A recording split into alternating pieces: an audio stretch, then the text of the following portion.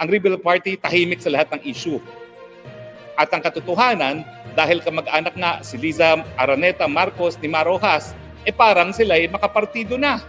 Hindi nyo ba napansin na yung bagong finance secretary na tinalaga ay kapalit ni Ben Jokno ay talagang loyalist ni VP Leni, Senator Ralph Recto, yung housing czar natin, si Acuzar, kamag-anak ng Jojo Ochoa na naging law partner ni Liza Araneta Marcos.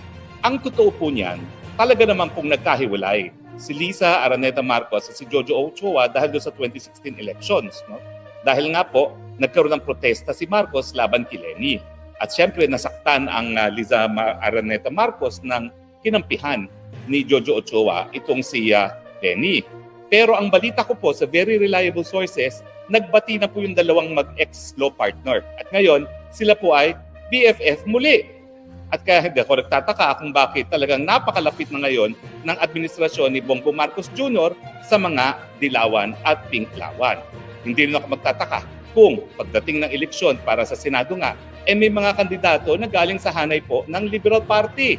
Dahil sa kabinete po, madami na pong mga dilawan at pinklawan. Isang dahilan nga kung bakit yung mga loyalists ay nagrereklamo. Bakit nauna pang na-appoint yung mga dilawan at mga pinklawan. Pag-usapan naman natin yung mga radikal puno sa Kongreso. Hindi ba sila ay aliado ngayon sa ating speaker? Di ba? Sila ay holding hands at BFF. Sila yung mga nagpasara sa SMNI. Sila yung kumuwestiyon sa budget ni VP Sara. Di ba sila nga ang nagsimula ng gulo at simula kung bakit nagkahiwalay ang unit team dahil dun sa budget ni Inday Sara? Paano sila ngayon maging oposisyon? Pero sila po ngayon ang gumangawa na hindi raw po pwede maging leader ng oposisyon si Inday Sara. Hindi ba siya yung pangalawang pinakamataas na opisyalis ng bayan na merong ibang paningin sa mga bagay-bagay gaya ng pag-uusap ng kapayapaan sa mga teroristang CPP-NPA? Ayaw rin niyang magkagera, lalong-lalo na kung wala naman ng interes ng mga Pilipino na magkagera. Ngayon po, nakaladkad na po tayo sa gera. Kaunti na lang, putukan na.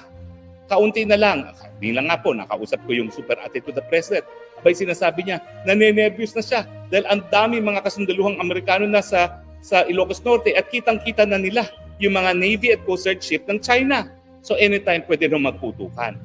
Ang tingin ko po, kaiba ang paningin ni VP Sara dahil ang gusto niya kapayapaan.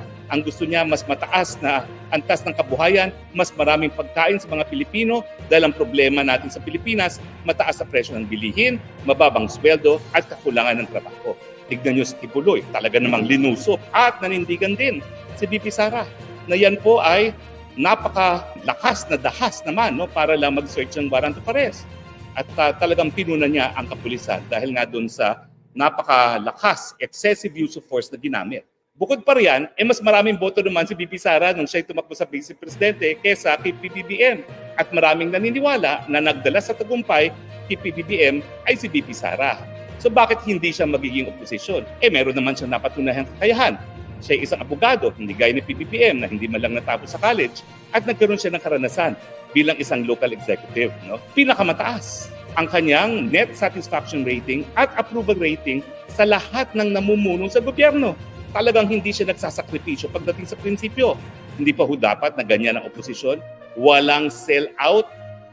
True, nabudol, pero wala pong sell out. Pero dahil nga sa prinsipyo niya, hindi niya maatim na manatili sa administrasyon ng BBBM at alam naman niya na malaking mawawala sa kanya. Unang-una, ang liit na ng budget ngayon ng Vice President kasi tinapyasan nga ng mga kongresista. From the biggest department na pinakamataas ang budget, halos wala na siyang budget as VP. So ano pa ang matitira sa kanya? Kung siya ay talagang gahaman lang sa kapangyarihan, kinain na niya, linunok niya ang prinsipyo at nanatili na lang siya. Sa mga nagbabato ng putik kay Inday Sara, huwag niyong kalimutan, nung siya'y kalihim sa Department of Education, siyang pinakahahangaan na kalihim ng kahit anong departamento sa gobyerno. So huwag niyong linlangin ang publiko. May paninindigan siya, hindi siya gahaman sa kapangyarihan at ang katotohanan, ang LP at ang kaliwa kasama na po ng administrasyon. Wala na po tayong alternatibo. Ang talagang lalaban na lang dito sa diktatura rito ay si VP Sara at kaming mga nasa likod niya.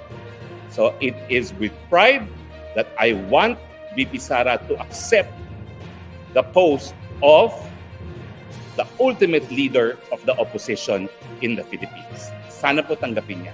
Pero kanina po, nagkausap kami ha. Tanong ko, anong plano niya? Sabi niya, anong plano ko? Nagsalita na ako sa pamamagitan ng pagbibitiw. Meron pa bang malabo doon sa aking sinabi, sa aking pagbibitiw? Yung pagbibitiw ko mismo, ang mensahe na. Sabi ko, anong plano mo? Well, tutok muna ako dito sa 30 days na transition.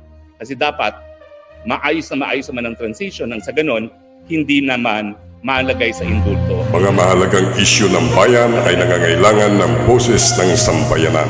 Ito ang programa na nagbibigay boses sa taong bayan. Ito ang Boses ng Katotohanan.